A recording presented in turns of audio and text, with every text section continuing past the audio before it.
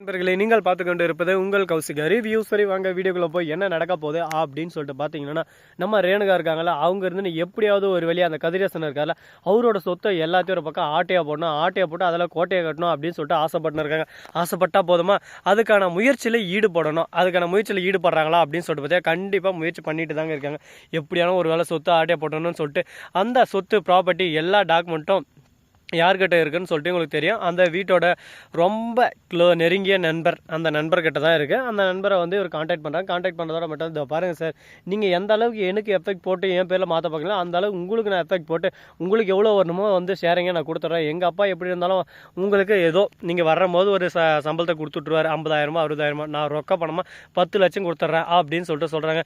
என்னம்மா சொல்கிற அப்படின்னு சொல்லிட்டு கேட்க, ஆமாம் சார் 10 லட்சம் அப்படின்னு சொல்லிட்டு சொன்னதான் சரி ஓகே, இந்த டீலிங் பிடிச்சதா இருக்கா அப்படின்னு சொல்லிட்டு இருந்தாலும், அதே சமயத்தில் இவர் வந்து நம்ம மல்லிக்கு ரொம்ப நெருங்கிற சொந்தக்காரு. அந்த சமயத்தில் மல்லியை பார்க்குறாரு. மல்லியை பார்க்கும்போது என்னம்மா இந்த மாதிரி தான் ஒரு பக்கம் நடந்துட்டு இருக்கு, அநியாயத்து மேலே அநியாயம் நடந்துன்னு இருக்குது. அந்த வீட்டில் ரேணுகான்ற பேரில் வந்திருக்காளே நீ சொன்னிய சுடரி, அந்த சுடரி வந்து தேவையில்லாத வேலை நிறைய பண்ணிட்டு இருக்காமா. அவள் பண்ணுறதெல்லாம் பார்த்தா எனக்கே ஒரு பக்கம் பதட்டமாக இருக்குது. கதிரேசனோட சொத்து மொத்தத்தையும் சுருட்டணும்னு சொல்லிட்டு கங்கன் காட்டுன்னு தெரிஞ்சுன்னு இருக்கா. அவகிட்ட இருந்து இந்த சொத்தெல்லாம் யார் காப்பாற்ற போகிறாங்கன்னு சொல்லிட்டு தெரியலமா. நீ தான் எதனா ஒரு எஃபெக்ட் போடணும் அப்படின்னு சொல்லிட்டு, என்ன சார் என்னாச்சு ஏதாச்சு கரெக்டாக சொல்லுங்கள் அப்படின்னு சொல்லிட்டு கேட்க, உடனே இதாம்மா நடந்த விஷயம், இதுதான் காரணம். அது மட்டும் இல்லாமல் அந்த சொத்தை திருடத்துக்கு எனக்கு வேறு லஞ்சம் கொடுக்குறோன்னு சொல்லியிருக்கா. அவள் பேரில் எல்லாத்தையும் மாற்றி வைக்கணும் அப்படின்னு சொல்லிட்டு அவங்க அப்பாவுக்கே தெரியாமல் அவங்க அப்பா கிட்ட கையெழுத்து வாங்கணும், எவ்வளோ ப்ரொசீஜர் இருக்குது அப்படி இப்படின்னு சொல்லிட்டு நான் சமாளிச்சுட்டு வந்துட்டேன் அப்படின்னு சொல்கிறேன். நீங்கள் எதுக்கும் கவலைப்படாதீங்க சார், எல்லாமே நான் பார்த்துக்கிறேன், நீங்கள் பண்ணுறத பண்ணுங்கள். அது மட்டும் இல்லாமல் அது எல்லாமே அவங்க பேர்லேயே தான் இருக்கணும். அது மட்டும் இல்லாமல் இவங்களுக்கும் அந்த சொத்துக்கு எந்த சம்மந்தம் இல்லை, இவன் உண்மையாகவே சுடரி அப்படின்றத கூடிய விரைவில் கூடிய சீக்கிரம் நானும் விஜய் சேர்ந்து நிரூபிக்க தான் போகிறேங்க. அப்போ எல்லா இவரோட தண்டவாளமும் ஒரு பக்கம் வண்டவாளமும் வெளியே வரும். அன்றைக்கி தெரியும், ஐயோ நம்ம பண்ணது தப்பு தான்டா, டே இந்த அளவுக்கு ஒரு பக்கம் தப்பு பண்ணிட்டோம்லே அப்படின்னு சொல்லிட்டு தப்பை புரிஞ்சுக்கிட்டு அந்த சமயத்தில் கூனி குறுகி போய் ஓரமாக உட்காந்து அழுவா. அந்த சமயத்தில் தெரியும் யாருக்கிட்ட எப்படி இருக்கணுமோ அப்படி இருக்கணும். அதை விட்டு தேவையில்லாமல் ஒரு பக்கம் அட்வான்டேஜ் எடுத்துன்னு தான் இதாண்டா நிலமை அப்படின்றது அவளுக்கு புரிய வரும் அப்படின்னு சொல்லிட்டு சொல்கிறாங்க. சரி ஓகே, இவங்க ரெண்டு பேரும் ஒரு பக்கம் பேசி முடிச்சிடுறாங்க.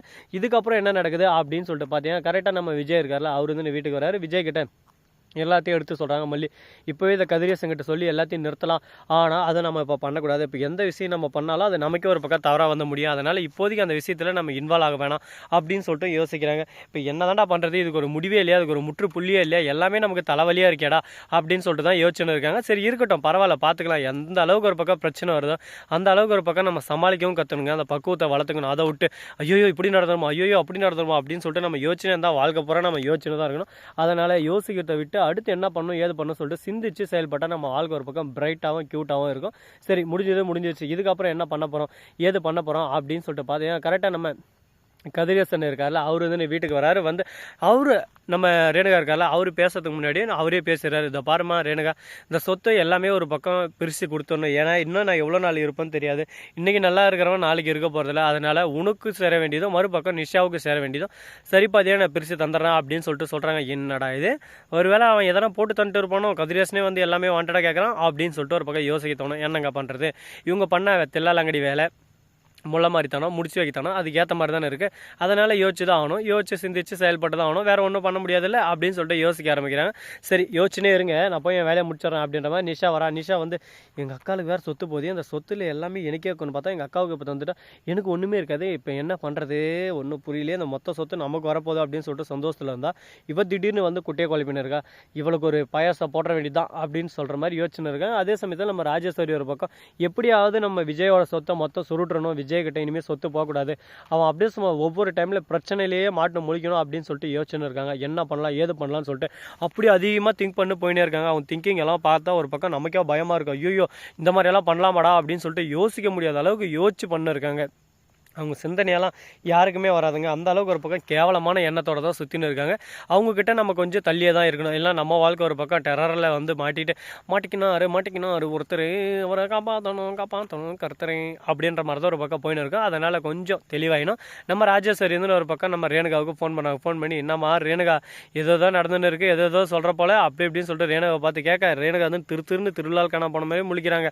எல்லாமே எனக்கு தெரியும் ரேணுகா, நீ தான் சுடரின்றது தெரியும், இந்த வீட்டுக்கு வந்து நீ விஜயும் மறுபக்கம் அந்த வெண்பக்கால சூடு வச்சுது, அது மட்டும் இல்லாமல் அதை வச்சு மல்லியை மிரட்டுனுங்கிறது, அது மட்டும் இல்லாமல் நீ சுடனைன்ற விஷயம் விஜய்க்கே தெரியும். விஜய் எதுவுமே காட்டிக்காமக்கிறான்னா அதில் ஏதோ பெரிய பிளான் இருக்குது.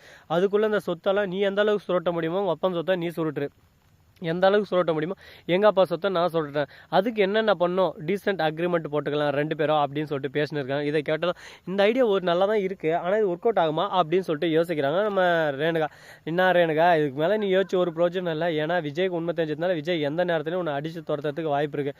அதனால் முடிஞ்ச வரைக்கும் நீ இந்த சொத்தை சுருட்டு உன் பாட்டுக்கு உன் பாதியை பாடு போக பாரு, நான் ஏன் பாதியை பார்த்துன்னு போக ஆரம்பிச்சு 2 பேரும் டீசென்ட் அக்ரிமெண்ட் போட்டுறாங்க. அதே சமயம் ரஞ்சிதை வந்து நீங்கள் 2 பேரும் இந்த மாதிரி போயிடுவீங்க, நான் என்ன பண்ணட்டும், எனக்கு எதுவும் இல்லையா அப்படின்னு சொல்லிட்டு கேட்க, உனக்கு எல்லாமே ரஞ்சிதம், நீ தானடி சொல்லலாம் அந்த வீட்டுக்கு எல்லாமே, உனக்கு இல்லை தராமல் நான் போயிடுவேன். நான் சொல்ல பார்க்கலாம், ராஜாம்மா உங்களை தான் நம்பின்னு இருக்கேன், லாஸ்ட்டில் என்ன கைவிட்டுறாதீங்க அப்படின்னு சொல்ல, நான் போய் உன்னை கைவிட்டுருவேன்னா என்றைக்குமே நீ எனக்கு பொண்ணு மாதிரி தான், நீ கவலையே படாத, உனக்கு தேவையான பங்கு உனக்கு வந்துடும். எப்படி இருந்தாலும் எனக்கு 100%னா அதில் வந்து ஒரு 40% உனக்கு கொடுத்துருவேன், நீ கவலைப்படாத, உனக்கு கொடுக்காமலாம் இருக்க மாட்டேன். லாஸ்ட்டில் சாகும் போது எல்லாத்தையும் எட்டுனா போக முடியும், எல்லாமே இங்கே தானே இருக்க போகுது அப்படின்னு சொல்ல, அந்த புத்தி இருந்தால் நீ விஜய் கூட தான் தம்பி நல்லா இருக்கணும் அப்படின்னு சொல்லிட்டு சந்தோஷப்பட்டு நீ எல்லாம் விட்டுருப்பேன். அந்த மாதிரி எண்ணம் இல்லாதனால தானே இந்த மாதிரி எல்லாம் பண்ணிட்டு இருக்க அப்படின்ற கேள்வியை நம்ம கண்டிப்பாக கேட்கலாம். ஸோ நண்பர்களே, இந்த வீடியோ பிடிச்சிருந்தா லைக் பண்ணுங்கள், கமெண்ட் பண்ணுங்கள், ஷேர் பண்ணுங்கள், டிண்டிங் பெல்லை தட்டி விட்டு போங்க. அப்போ தான் நாம போகிற அடுத்தடுத்த வீடியோ உங்களுக்கு உடனுக்குடன் நோட்டிஃபிகேஷனில் வந்து கொண்டே இருக்கும். மிக்க நன்றி, தேங்க்ஸ் ஃபார் வாட்சிங், டாடா சி யூ, நன்றி வணக்கம். முதல் நம்பருக்கு தருக. அங்கே பார்த்தீங்களா ஃபாரஸ்ட் ஏரியா மொத்தம் அப்படியே புகஞ்சிக்கிட்டு இருக்குது. எதனால் அப்படின்னு சொல்லிட்டு பார்த்தீங்கன்னா அந்த இடத்துல மிகப்பெரிய ஒரு போர்க்கெல்லாம் நடந்துன்னு இருக்குது. அதனால தான் அங்கே தகன்னு எரிஞ்சிட்டு இருக்குது. அதை போய் நானும் என் மச்சானும் அவிக்க போகிறேங்க.